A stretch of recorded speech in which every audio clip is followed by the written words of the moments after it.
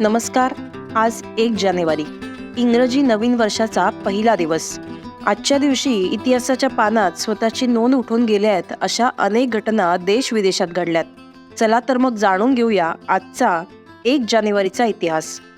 भारतीय दंडसंहिता ब्रिटिश काळात 1 जानेवारी 1862 रोजी लागू झाली. त्यानंतर त्यात वेळोवेळी सुधारणा करण्यात आल्या.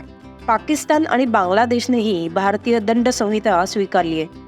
1860 मध्ये ब्रिटिश भारतातील पहिल्या कायदा आयोगाच्या शिफारसीवरून IPC अस्तित्वात आला होता.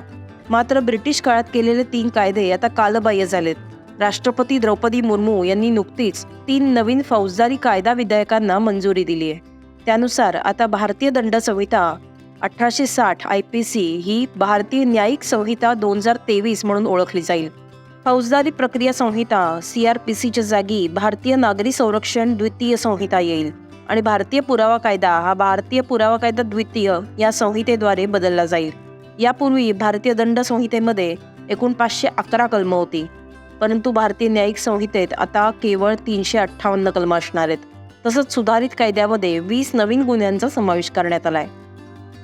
ब्रिटिश ईस्ट इंडिया कंपनीच्या विघटनानंतर 1 जानेवारी 1877 रोजी भारत राणी व्हिक्टोरियाच्या अधिपत्याखाली आल्याची घोषणा करण्यात आली आणि राणी व्हिक्टोरिया ही भारताची राणी किंवा राज्यप्रमुख आहे असं घोषित करण्यात आलं.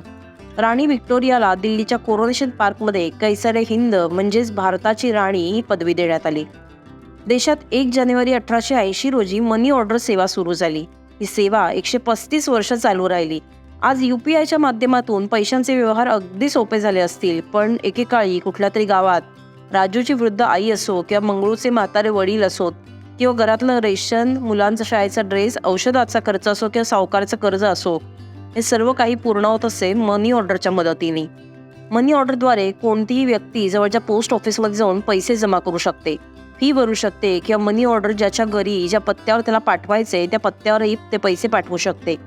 त्यांनी दिलेले पैसे टपाल खात्यात जमा व्हायचे आणि मग पेपर मनी ऑर्डर त्याच्या पत्त्यावर पोहोचल्यावर पोस्टमन संबंधिताला रोख रक्कम देत असे. 19व्या शतकात ही सेवा एखाद्या क्रांतीपेक्षा कमी नव्हती. चीन प्रजासत्ताकची स्थापना 1 जानेवारी 1912 रोजी झाली. याच दिवशी राजवंशाच्या पतनानंतर चीन प्रजासत्ताकची स्थापना करण्यात आली. चीन प्रजासत्ताकचा संस्थापक सन यात सेन होता. आता चीनचे विद्यमान अध्यक्ष शी जिनपिंग आहेत, जे हू जिंताओचे उत्तराधिकारी आहेत. 1 जानेवारी 1949 रोजी जम्मू काश्मीरमध्ये युद्धविराम घोषित करण्यात आला. या युद्धबंदीमुळे जम्मू काश्मीरचा मोठा भाग हा पाकिस्तानच्या अवैध कब्जात गेला. नेहरूंच्या काळात तो परत आणण्याचा प्रयत्न झाला नाही. तथापि नंतर नरसिंह राव सरकारच्या काळात यासाठीचा पहिला प्रयत्न 22 फेब्रुवारी 1994 रोजी करण्यात आला होता. त्यानंतर थेट मोदी सरकारने थेट 370 कलम हटवलं. आता भारत आणि पाकिस्तानमध्ये एक यक्ष प्रश्न आहे, तो हा की पाक व्याप्त काश्मीर भारतात येणं, जो संपूर्ण भारताचा संकल्प आहे. 1 जानेवारी 1973 रोजी जनरल सॅम माणेकशॉ यांना देशाचे पहिले फील्ड मार्शल बनवण्यात आलं. जनरल सॅम माणेकशॉ यांना सॅम बहादूर म्हणून ओळखलं जातं. त्यांच्या नेतृत्वाखाली भारताने 1971च्या युद्धात पाकिस्तानचा पराभव केला. 3 डिसेंबर 1971 रोजी पाकिस्तान सैन्याने भारतावर हल्ला केला होता आणि त्या हल्ल्याला भारताने असं प्रत्युत्तर दिलं की 13 दिवसातच पाकिस्तानी सैन्याला शस्त्र खाली ठेवायला लागलं आणि पाकिस्तानच्या 90,000हून अधिक सैनिकांनी आत्मसमर्पण केलं. असं मानलं जातं की कोणत्याही युद्धात शस्त्र खाली ठेवणाऱ्या सैनिकांची ही सगळ्यात मोठी संख्या होती.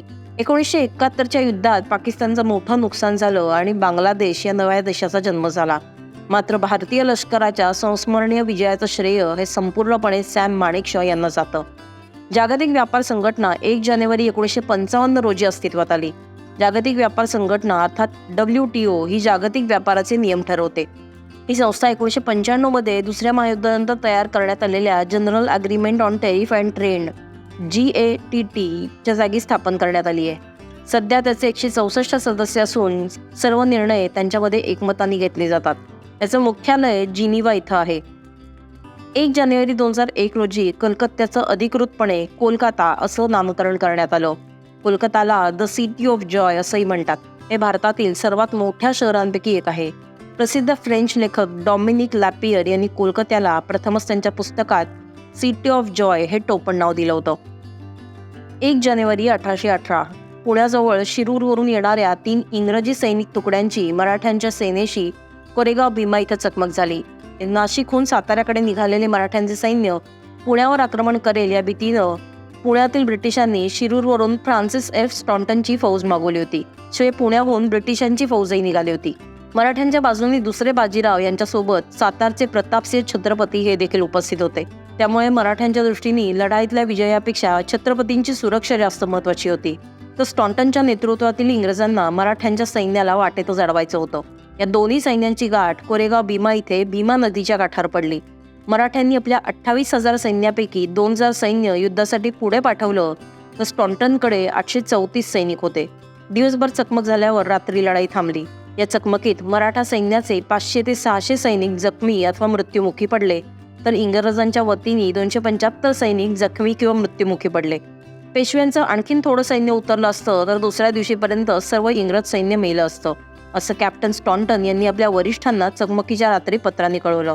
पण तसे न होता अखेर पुण्याकडे जाण्याचा नाद सोडून स्टॉन्टनचं इंग्रजी सैन्य पुन्हा शिरूरकडे माघारी फिरलं. पुण्याच्या दिशेने येणाऱ्या जनरल स्मिथच्या सैन्याला ओझरच्या घाटात त्रिंबकजी डेंगळ्यांच्या रामोशी सैन्यानं इतकं सतावून सोडलं की 2 जानेवारीपर्यंत तो जेमतेम चाकणला येऊन पोचला. तोपर्यंत मराठा सैन्यही साताऱ्याकडे निघून गेलं होतं. त्यामुळे ही चकमक अनिर्णित राहिली. 1 जानेवारी रोजी हिंदू क्रांती दिनही साजरा केला जातो. 1670 मध्ये याच दिवशी औरंगजेबानं शूर गोकुळसिंग जाट यांची निर्घृण हत्या केली होती. इस्लाम न स्वीकारल्यामुळे त्यांच्या शरीराचे अवयव क्रूरपणे कापण्यात आले होते. महाराणा प्रताप आणि छत्रपती शिवाजी महाराजांनंतर वीर गोकुळसिंग जाट यांनी औरंगजेबाच्या सत्तेला हादरा दिला होता. गोकुळसिंग जाट यांचा सामना करण्यासाठी औरंगजेबाला स्वतः दिल्लीहून मथुरेला यावं लागलं होतं. मुघल सैन्य आणि जाट यांच्यात तिलपताची लढाई झाली, जी 3 दिवस चालली. गोकुळ जाट हे महाराजा सूरजमल यांचे वंशज असल्याचं इतिहासकारांचं मत आहे. गुरु तेग बहादूर यांच्याही आधी काही वर्षापूर्वी शूर गोकुळसिंग जाट यांनी हिंदू धर्माच्या रक्षणासाठी बलिदान दिलं होतं. आज सोमवार असून ग्रेगोरियन दिनदर्शिकेनुसार आजचा 1 जानेवारी 2024 हा नवीन वर्षाचा पहिला दिवस आहे.